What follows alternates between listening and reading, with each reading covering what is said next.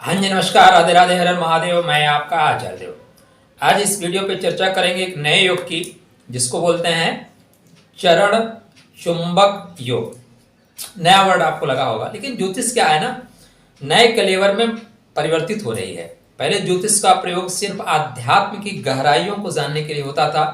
यह व्यक्ति कितना आध्यात्मिक होगा, अर्थव्यवस्था आध्यात्म को ऊंचाई पे प्रदान करेगी कि नहीं करेगी, इस बात का विचार करते थे। आजकल ज्योतिष का परिदृश्य बदल गया है। गाड़ी होगी तो कौन सी होगी, घोड़ा होगा तो कौन सा होगा, सुख कितना मिलेगा, एक रहेगा दो रहेगा, यहाँ तक आ गई है। तो अब योग भी बदलेंगे। तो आज एक नए योग की बात करेंगे, चरण चुंबक योग। चरण चुंबक मतलब चरण में चुंबक की तरह लग जाना, अपना मान सम्मान खो के उनके चरणों को पकड़ लेना जहां से स्वार्थ पूर्ति हो। स्टार्टिंग में जो फोटो लगी है वो बहुत कुछ बताएगी इस बारे में। तो ये कब बनता है व्यक्ति के अंदर? देखिए, कहने के लिए तो राहु सबसे स्वार्थी ग्रह होता है। सबसे स्वार्थी ग्रह कौन है? राहु। लेकिन आपका नीच का चंद्रमा भी स्वार्थी होगा। आपका लग्न अगर खराब हो गया तो भी आप स्वार्थी हो जाएंगे, ठीक है ना। चतुर्थ भाव पीड़ित हो गया तो मन पीड़ित रहेगा, आपको हर जगह भागना दौड़ना पड़ेगा। मैं क्या क्या कर लूं अपने लिए, अपने बच्चों के लिए, अपने परिवार के लिए। राहु का प्रभाव जिस ग्रह पे होगा वो ग्रह आपको स्वार्थी बना देगा। राहु जिस ग्रह के साथ संयुक्त होगा वो राहु अपने स्वार्थपरता के लिए चरण चुंबक का काम करवा देगा।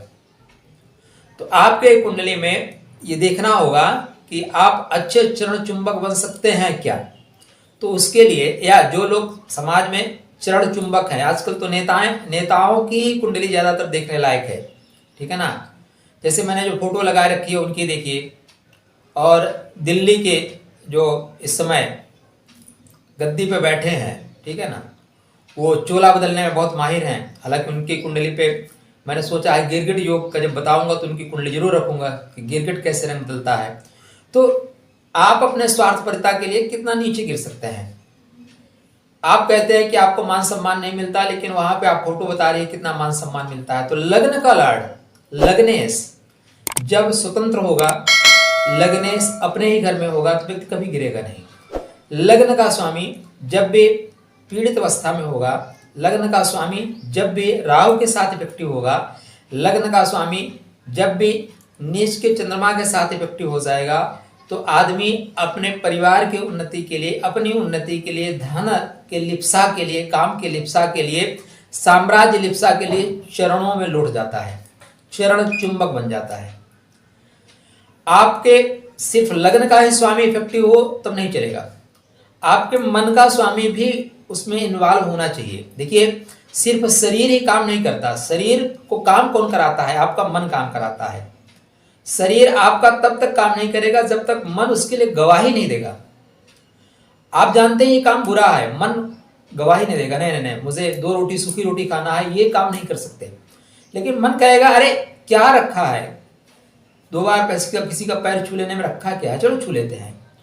तो जब तक आपका मन गवाही नहीं देगा तब तक आप चरण चुंबक नहीं बन सकते। तो राहु ऐसा ग्रह है जो चरण चुंबक बनाता है, माने स्वार्थी बनाता है। स्वार्थ की पूर्ति का जो माध्यम है वो मन है और शरीर है। शरीर और मन के स्वार्थ पूर्ति के लिए हम चरण चुंबक बनते हैं। तो आपके कुंडली में जब भी आपके लग्न पे, आपके चतुर्थ भाव पे इनका प्रभाव आएगा तो आप चरण चुंबक बन सकते हैं। सूर्य पे राहु का प्रभाव आत्मा को मार देता है। सूर्य पे राहु का प्रभाव हो तो आपकी आत्मा मर जाती है, माने आत्मसम्मान रह ही नहीं जाता, सिर्फ स्वार्थपरता रहती है, सिर्फ स्वार्थ, अपने बच्चे के लिए, अपने परिवार के लिए, कुटुंब के लिए। चंद्रमा पे जब राहु का प्रभाव होता है तो मन दब जाता है, मन मलिन हो जाता है। और मन और आत्मा दोनों मलिन हो जाए तो आप चरण चुंबक क्या, चरण चाटन भी बन सकते हैं। तो ये ग्रही स्थिति, 3 चीजों को बहुत ध्यान दीजिएगा। लग्न लग्नेश मतलब लग्नेश पाप पीड़ित हो, लग्न पाप पीड़ित हो, 2 में से कोई हो। अगर दोनों है तो अच्छी क्वालिटी हो सकते हैं, अगर एक है तो क्वालिटी कम होगी। और चतुर्थेश, चतुर्थ का कारक चंद्रमा और आत्मा का कारक सूर्य, इन पे जब भी राहु का प्रभाव आएगा या चंद्रमा यहाँ नीच का होकर बैठ जाएगा या ये ग्रह राहु के प्रभाव में आ जाएंगे, या सूर्य चंद्रमा दोनों राहु की दृष्टि में आ जाएं, लग्न चतुर्थेश दोनों राहु की दृष्टि में आ जाएं, या खष्टम भाव के स्वामी का यहाँ पे इन्वॉल्वमेंट हो जाए, तो ऐसी स्थिति में व्यक्ति बहुत अच्छे क्वालिटी का चरण चुंबक बनता है और अपने परिवार का पालन पोषण या वो फर्श से अर्श तक की ऊंचाई प्राप्त कर सकता है। ठीक है ना। देखिए, सबको अच्छा लगता है कि कोई उसकी प्रशंसा करे। हमारे शास्त्रों में कहा गया है ना कि स्तोत्रम कस्य न तुष्टे, मतलब प्रशंसा किसको अच्छी नहीं लगती।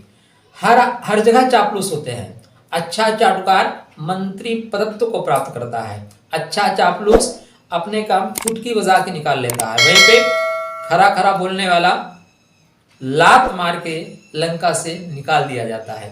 तो ये आपके कुंडली में, आपके परिवार कुंडली में या किसी व्यक्ति की कुंडली में इस तरह के योग हैं, तो उनसे जब आप हाथ मिला रहे हैं तो हाथ मिलाते समय बहुत सावधानी रखें, क्योंकि एक हाथ आपके हाथ में होगा, दूसरा हाथ आपके पीठ पे होगा, और पीठ में क्या है ये पता नहीं चलेगा। तो फिर इसी तरह योगों पे बात करेंगे। गिरगिट योग, गिरगिट योग, हालांकि ज्योतिष शास्त्र में आप गिरगिट योग नहीं पाओगे, चरण चुंबक योग भी नहीं पाओगे, लेकिन ज्योतिष को नए कलेवर में बदलना जा रहा है। नए परिभाषाएं नित्य नवीन गढ़ी जा रही हैं।